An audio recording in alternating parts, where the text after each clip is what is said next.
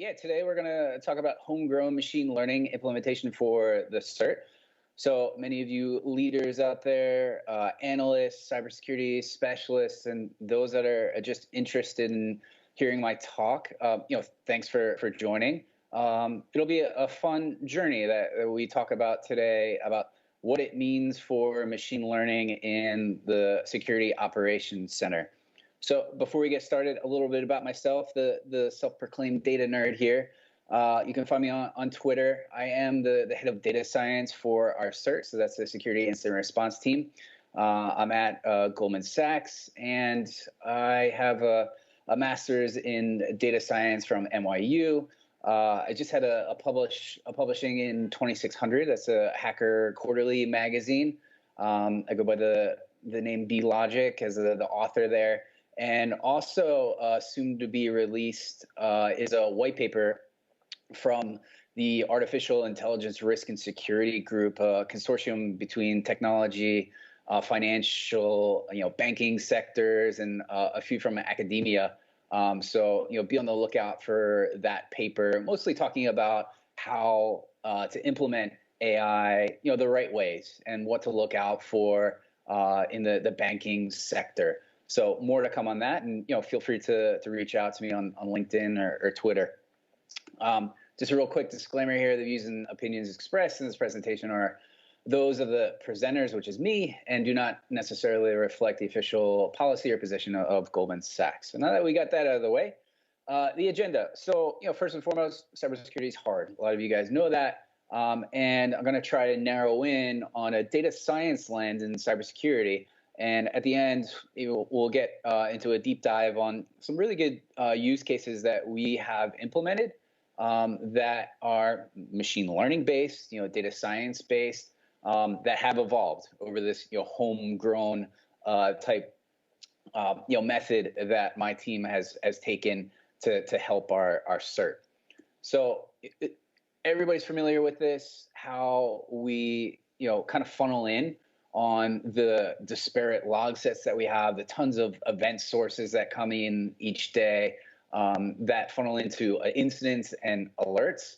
And this is kind of setting ourselves up for data science initiatives to narrow down that funnel and really make it apparent for the analysts to investigate good events and not necessarily false positive events or just noise that can really annoy them. So, with that, cybersecurity is hard, and a handle on security, you don't necessarily have it. I would argue that, we all don't have it because we're all vulnerable. There are tons of avenues for attackers to come in, and data science is just one of the many, tactics we can use to help solve this problem. So we look at a SOC, right, the Security Operations Center. And essentially, it is an operation, right? So we can use statistical methods to find efficiencies, to find what's effective, what's not effective, and run a good operation. Like similarly, you would run on your business, right? To make widgets, run the widgets along the assembly line, and hopefully output some widget that you can then sell, right? And that widget is going to come with some defects. There may be some false positives, and hopefully along the route, you can find those efficiencies to make those widgets come out faster, more efficient, and better quality at the end result. So along that assembly line, if you will, for the SOC, there are many teams involved that involve a SIM, that involves a ticketing, threat intelligence, your research and development team, your reporting to team, your detection engineering team. So along those cogs, we can find efficiencies, and usually they're data science methods to identify that. So with going down that funnel, what's coming in are all those logs, events, and cases. Usually coming into Splunk, and now that I've noticed, at least in the financial sector, we've migrated to additional types of log management systems, mostly open source, some off the shelf products, other than Splunk, like Hadoop and big data engineering, some Kafka streaming, some other methods like Elasticsearch, And now we're kind of weaning ourselves off of that, but we also have to implement, tools and pipelines to, gather that data and, siphon it into our SIM for, more reliable notifications, reports, tickets, and management. At the end of the day, I'm always putting myself in the analyst shoe to see, how can I make their job easier? How can I frustrate them less and make them less overwhelmed to make them more efficient and investigate their cases with better knowledge, better context, and understanding. So the problem statement, many detections, but a lot of noise. And this is like the original problem that you can start with when you're trying to implement data science solutions. Start easy. Try to integrate some type of analytics platform. It can be homegrown.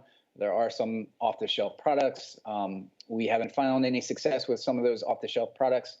So we continue to go down this, grow your own type of analytics platform, which has been successful for us. And at the end of the day, we want to be able to support a better identification of vulnerabilities and potential incidents. So a solution here, and we started the easier way route. With data science in mind, can we empower analysts to work on higher fidelity alerts? So what does that mean? Well, there's always this balance that we're trying to make. And this isn't necessarily machine learning or AI. This is a problem that all SOCs and cybersecurity teams are coming to try and figure out. We have our insiders, we have our attackers, and then you've got your analysts sitting on the end of the seesaw there. And the attackers and insiders are always, knocking that analyst off the seesaw because there's never really a balance. But with some data science methods, I feel like we can get closer to finding that balance. So going to the implementation of machine learning, everyone thinks it's this silver bullet that can help us out with our defenders. But there's so much surrounding machine learning and implementation around it, especially the engineering, the SDLC, the code. You got machine learning ops on top of your security operations center, and some of the things surrounding it. In the middle there, you've got your ML code, and usually that's 10% of the work effort going into a data science problem. But other things to consider that you have to consider when the implementation comes out are some of these feature extractions, data collection, the configuration, monitoring, keeping a watch on how well your predictions or analytics are coming in and out, and then tuning. It's very similar to tuning detections within the SOC. So it's nice that it's taking that similar approach. However, there's a lot behind it. So what we've done with the data science pipeline, and I'll get to identifying higher fidelity alerts in a second here because it's a use case, but I want to provide the underlying platforms and initiatives in order to get to that end goal of an output or a metric and analytic. So I mentioned earlier how we're kind of weaning ourselves off of Splunk and diversifying our data pipelines. But with that, the disparate data sets are in all these different locations. So with that, we've got to build these custom integrators and what we call our SIRT data connector to these Hadoop, off to another log set, off to Elasticsearch, and that takes some custom code and integration. But it's really set us up for success to pull those data sources in and then figure out how to transform that data more so in that data abstraction layer. And we're trying to normalize that. So making it easier, similar to like a Splunk search. SQL is one of those methods that is interoperable between some of the big data sources that we found success with. And we take care of the hard code to integrate. And then we empower our analysts to write, simple SQL methods to these disparate data sets. So we set up the authentication, the Python code, the API translation. And, if an analyst wants to search, a hunt team wants to search, the threat intelligence team wants to search among these different data sets, they can do so in a simple SQL query. So when it comes to, okay, we found a good search or a data source that we want to identify some analytics or you run some detections on, then that's where we come to the feature engineering. And we use, a dev type of sandbox in Jupyter notebooks to then, identify additional features that may set us up for a model. So that's the algo selection, the feature extraction. And then the Procmon job does that automation. So if we've got new data coming in, we can train that data and then get a model coming out depending on the frequency and the accuracy of that model. More data coming in, more or less, will equal a better model with higher accuracy. And then at the end, we can have that model. It can be queried via a REST API. We can evaluate with that model on a daily basis with a UI, continue to log. We also integrate some of the other teams to help us with the model risk management, making sure the model is acting as it's supposed to. Is it violating any policies, and we can contain that model as well in its own environment with things like Docker to have that running. So that's the engineering part behind the scenes of a model going from a data store to prediction at the end. So this is more or less on the integration part. Each of the platforms here, some of the data sources that we're working with, and then that SIRT data connector going into that sandbox to empower the analysts to either do those searches or create some models themselves. So more so on the ML platform, again, on model ML ops, deployment, what it means to go to production. And this is brand new, even within our technology group, as to how to operate ML the right way. Does it really fall into the SDLC? Sometimes yes, sometimes no. Data science code, is it really application code? And we're also trying to figure this out, but we've made some inroads and partners to implement that and have some lessons learned. So now I'll get into the use cases. So back to the metrics. This is where we first started and had some success. And this is identifying some of the operations within the SOC. So analytics like, how many count of cases per day are you getting within the last 6 months? And then breaking that down even further, the median case count per each hour. And, we had some interesting findings. So at 3 a.m. and 3 p.m., it seems that was the spike in our detections, firing off. And should we normalize that so we can even the load for our 24/7 operation?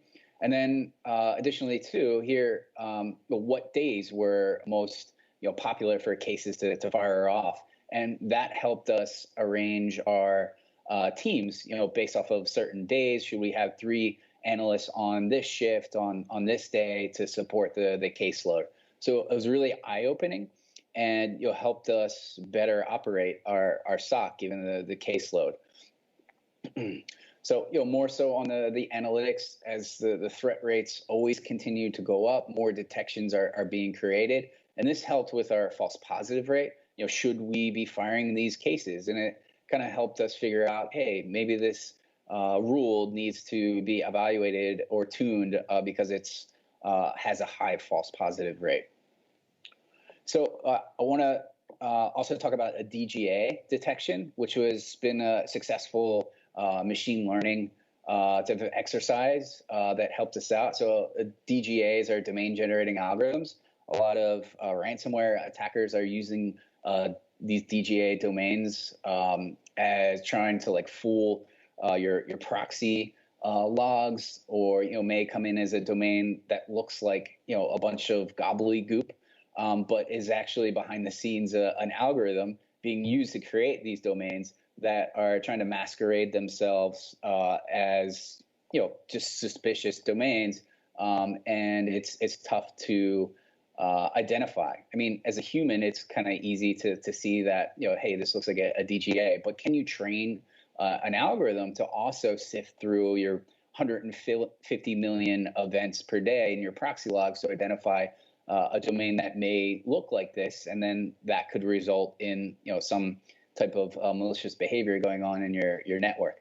So we had some success with that. So, similar to this domain that you and I can see as a, looks like a suspicious DGA, well, you can break apart into features that can then be fed into a model to help predict. So, a fixed length of the length of the DGA, the domain, TLDs that may be suspicious. Are there any English or regular words within the domain itself? Are there any hyphens or weird characters? What's the ratio of consonants to vowels for a particular domain? And it's more or less a linguistic type of exercise to then implement and break apart a domain to help predict, to see if it has a likelihood or percentage of, yes, it's more so a DGA rather than a regular domain.